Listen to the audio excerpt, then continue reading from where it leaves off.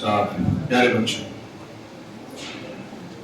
आप 2 घंटे से मुसलसल हर एक चीज सुनते आ रहे हैं। मेरी बातें जरा गौर से सुनिएगा। मैं मुख्तसर और बहुत अहम बातें कर बोलूंगा, शायद आप लोगों की समझ में आए तो अच्छा है, नहीं समझ में आए तो टीचर हजरात से मशवरा कर लीजिएगा कि सर ने क्या बोला, इसका मतलब है। आज के इस प्रोग्राम में आप लोगों ने मुख्तलिफ तकारीर सुनी, टीचर्स की स्पीचें सुनी, मैनेजमेंट की बातें सुनी, कोऑर्डिनेटर की स्पीच सुनी।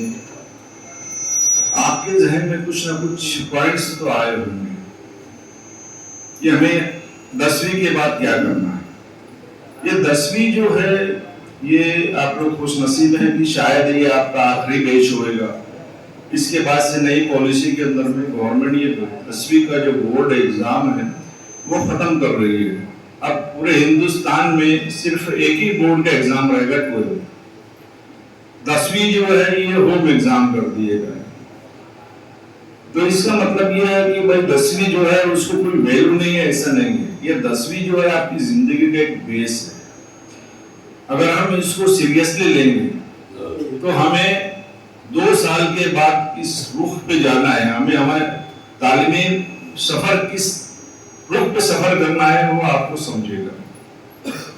मैं समझता हूँ हारून अंसारी, मैं थोड़ा सा पीछे आके आप लोगों से थोड़ी बातें करूंगा कि 2009 में जब हमने ये स्कूल स्टार्ट किया, स्कूल स्टार्ट करने के बाद से बहुत सारी चीजें हमारे लिए बहुत डिफिकल्ट थी कि हम स्टाफ कहाँ से लाए। हमारे पास स्टाफ नहीं है, उसके बाद हमारे पास प्रिंसिपल नहीं है, हमारे पास में कोई फैसिलिटीज नहीं है। इंग्लिश मीडियम जो बच्चों को जो एजुकेशन देते हैं इंग्लिश के अंदर में, जो फैसिलिटीज इंग्लिश मीडियम के बच्चों को दी जाती है वो हमारे पास में नहीं थी।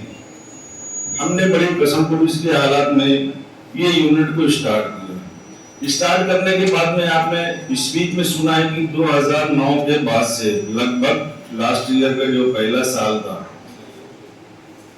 जो 2021-22 या 22-23 जो भी होगा, उसमें हारून अंसारी इंग्लिश मीडियम के बच्चे ने पूरे मालेगांव पे एसएससी बोर्ड के एग्जाम में बच्चे ने टॉप करके ये साबित कर दिया कि हमारा जो स्कूल है किसी दूसरे स्कूल से कमतर नहीं है। कमतर से मतलब ये से हमारे इस सेक्शन के अंदर में और दूसरे यूनिट चलते हैं। जैसे आज हमारा एक जेटी का ब्रांड है, गर्ल्स का एक ब्रांड है, उसका मुकाबला पूरे शहर की स्कूलें नहीं करते हैं। वो हमारे ही ब्रांड को रेहान सर ने उसको फाइट करके उससे आगे मार्क्स दिया दी है। बहुत बड़ी अचीवमेंट है, बहुत बड़ा चैलेंज है हमारे लिए। इतने कम पीरियड के अंदर में हमारे स्कूल के बच्चे ने शहर में टॉप किया। ये बहुत बड़ी चीज है। हम मुबारकबाद देते हैं रेहान सर को और जितना स्टाफ हम उनको मुबारकबाद देते हैं कि उन्होंने वाकई में बहुत मेहनत की है। इसके बाद मैं ऐसा समझता हूँ कि ये मासूम बच्चे है ना, नई एजुकेशन पॉलिसी के अंदर में जो चीजें आ रही हैं, ये बच्चों को कुछ भी मालूम नहीं है।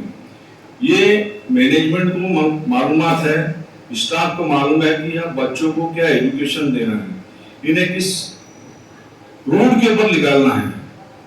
अब ये बच्चे 10वीं पास करने के बाद में क्या करेंगे, मैं भी किसी बच्चे को बुला के पूछूंगा कि भाई आप 10वीं के बाद क्या करेगा, तो सोचेगा 3 दफे सोचेगा क्या जवाब। कुछ नहीं समझता, कुछ नहीं जानता, उनको बताना है।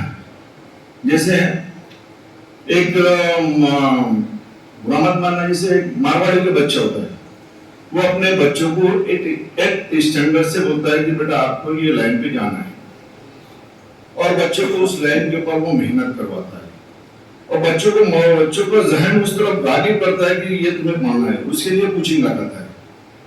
सपोज बच्चे को अगर सीए में डालना है तो उसके लिए बेहतरीन मैथ्स का टीचर अपॉइंट करेगा 8th स्टैंडर्ड से, और उसके ऊपर मेहनत करते करते वो जब 10th में आएगा तो उसका रिजल्ट के हिसाब से उसको आगे की चीजें सब देगा। अब 8th में अगर उसकी मार्क्स कम है तो फिर इसके लिए प्लानिंग करेगा, जो कि हमारे अंदर वो चीजें नहीं है, और हम ना वो चीज को समझते हैं ना हमारे पेरेंट्स उस चीज को जानते हैं।